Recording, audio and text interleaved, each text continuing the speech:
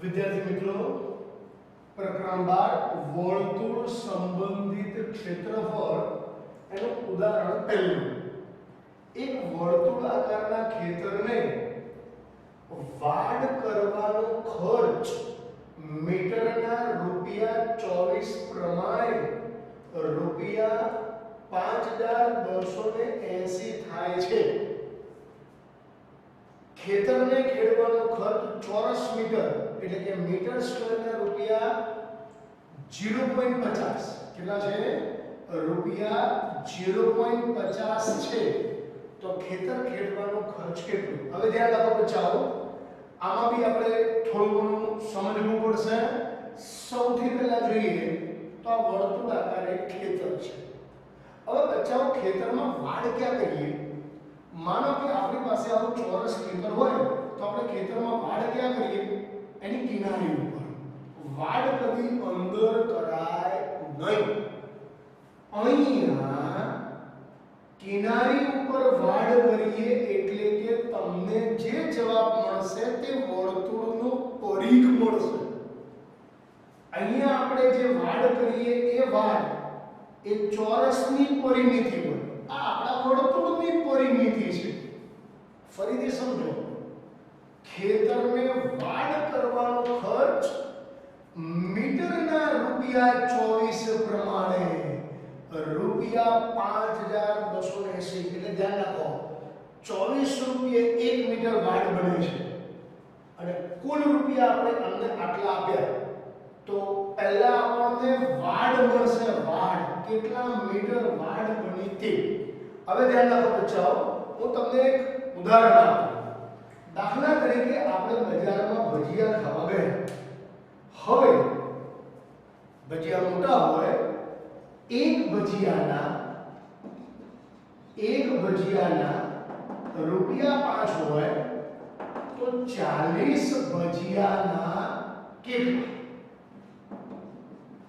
તમને આવડતું જશે, પણ અત્યારે આપણે આ એક બેઝિક વસ્તુ જોઈ જોઈએ. એને 12મા અને 13મા ચેપ્ટરમાં બધે જ ઉપયોગ કરવાનો છે.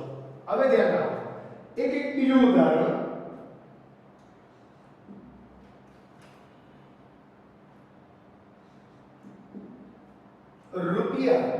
રૂપિયા એક ભજીયાના ₹5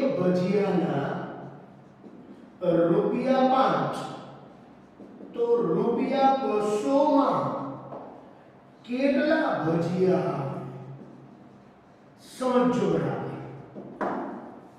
બચ્ચાઓ બરાબર સમજો આ બંને દાખલાને. અહીંયા આને એટલા માટે લીધેલા છે કે તમને આમાં ખ્યાલ આવી જાય કે કયા સ્ટેપને આગળ લેવો ને કયાને પાછળ લેવો. હવે ધ્યાન રાખો, એક ભજીયાના ₹5 તો 40 ભજીયાના કેટલા? આમાં ડબલ વખત કોણ છે બચ્ચાઓ? ભજીયા.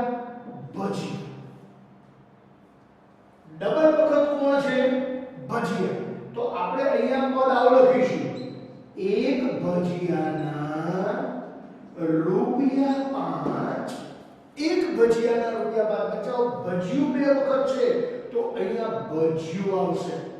40 ભજીયાના કેટલા?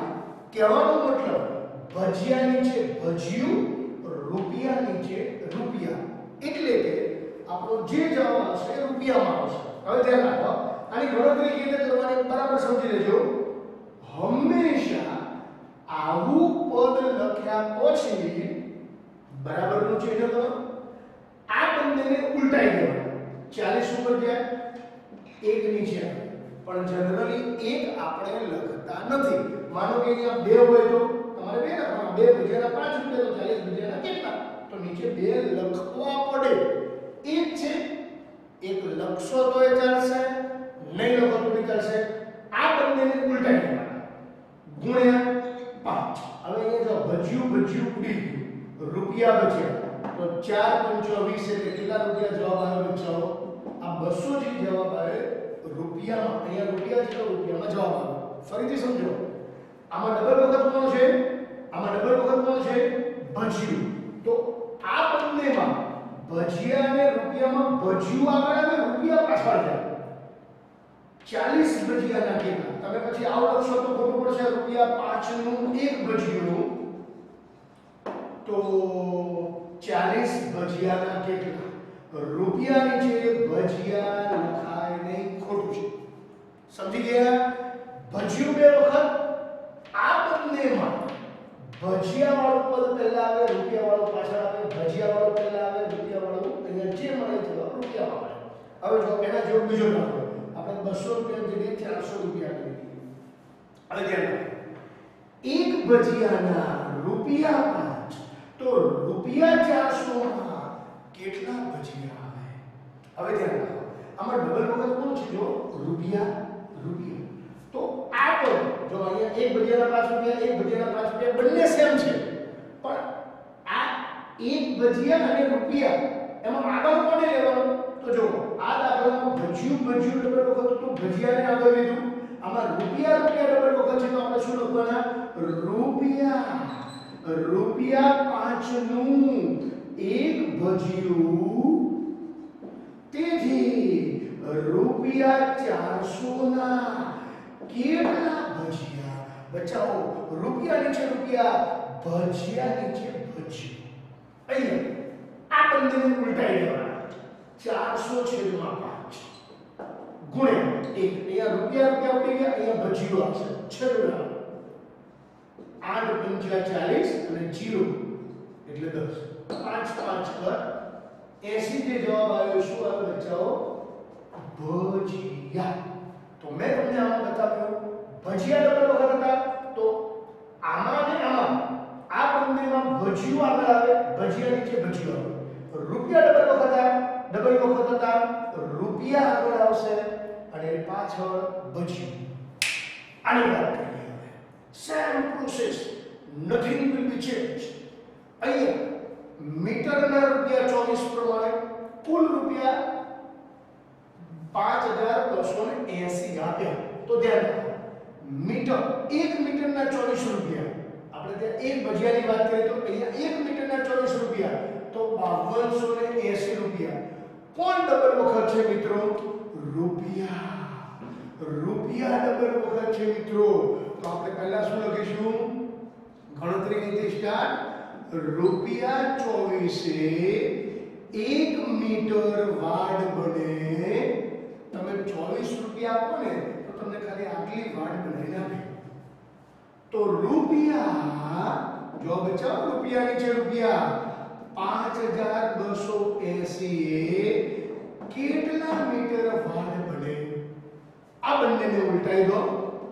5280/24 છેદો ડાલો. 24 વડે ભાગ ચલાવશો તો અહીંયા જો 6 4 24 કરો, પહેલા 6 વડે ભાગ ચલાવો. 6 8 48 શેષ બચશે. આમ તો ડાયરેક્ટ કરીશું તો બી ચાલશે. 6 8 48 4 બચ્યા, 4 શેષ બચી 8 6 8 48. તો જો 6 6 કટ થઈ ગયા 4. તો અહીંયા 880 છે, 880 ભાગ્યા 4, 880 એટલે 220 × 4 ભાગ્યા 4, 4 4 કર, આપણો જવાબ આવે 220. તમારે આવું ન કરવું હોય, તમે આવું કરવા ઈચ્છો તો પણ કરી શકો છો. 280 ભાગ્યા ડાયરેક્ટ 24, 24 × 48, 24 × 48, 4 શેષ બચી 8 0, 24 × 48 0 0, ઉપરથી 0 ઉતાર્યા, ભાગ બચાવવા માટે તમે ડાયરેક્ટ 220 પર લખી શકો છો. હવે બચાવવા મીટર છે તો તમને જવાબ શું મળ્યો? જેવી રીતે અહીંયા ભજીયા નીચે ભજીયું મળેલું, એવી રીતે મીટર નીચે શું મળ્યું? મીટર. હવે થોડા આગળ વધીએ. આ 220 મીટર શું મળ્યું આપણને? તો મિત્રો 220 મીટર આ વર્તુળના આ કાળા ભાગની લંબાઈ, એટલે કે વાડની લંબાઈ. હવે વર્તુળનો પરિઘ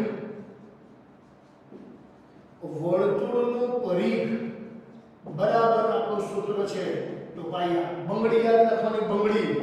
વર્તુળનો પરિઘ આપણને મળે 220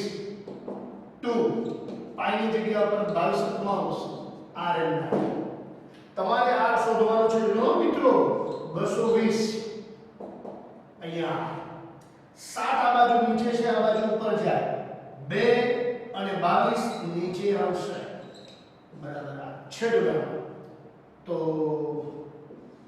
22 ગુણ્યા 0 એટલે 5 દુ 10, 22 22 2 2 7 પંચ્યા 35 બરાબર આ. તમને એક જવાબ મળ્યો કે આ વર્તુળની ત્રિજ્યા કેટલી મળી? 35. વર્તુળની ત્રિજ્યા આપણને 35 મળી. હવે બચાવો આપણને કે ખેતર ખેડવાનું છે. હવે તમે ખેતર ખેડવાના કઈ જગ્યાએ? તો ખેતર ખેડવાનું અહીંયા વચ્ચેના ભાગમાં, મતલબ તમારે વર્તુળનું ક્ષેત્રફળ શોધવું પડે. તો ધ્યાન રાખો બચાવો. અને બીજી વાત, ખર્ચ તમને ચોરસ મીટર અથવા મીટર સ્ક્વેરમાં આપેલું છે. ખર્ચ તમને ચોરસ મીટરમાં આપેલો છે, તમારે ક્ષેત્રફળ જ શોધવું પડે. અહીંયા વર્તુળનું ક્ષેત્રફળ બરાબર સૂત્ર છે પાઈ સ્ક્વેર. પાઈ ની વેલ્યુ આપણે મૂકવાની છે 22 r ની વેલ્યુ છે આપણી પાસે 35, તો બે વખત આપણે 35 લખીશું. 35 ગુણ્યા 35, 7 ગુણ્યા 35, 7 7 તેના ગુણાકાર કરો તો 22 5 110, 35 ગુણ્યા 11 385 3850 મીટર સ્ક્વેર લખાય, અથવા ચોરસ મીટર. ચોરસ મીટર કૌંસમાં આપણે લખીશું મીટર સ્ક્વેર. હવે આગળ જોઈએ આપણે તો આપણી પાસે જવાબ છે ચોરસ મીટર. વળી પાછો ભજીયાવાળું ઉદાહરણ. ચોરસ મીટર રૂપિયા નથી, તો ચોરસ મીટર છે. 1 ચોરસ મીટરના રૂપિયા 1 ચોરસ મીટરના અથવા મીટર સ્ક્વેરના રૂપિયા 0.50.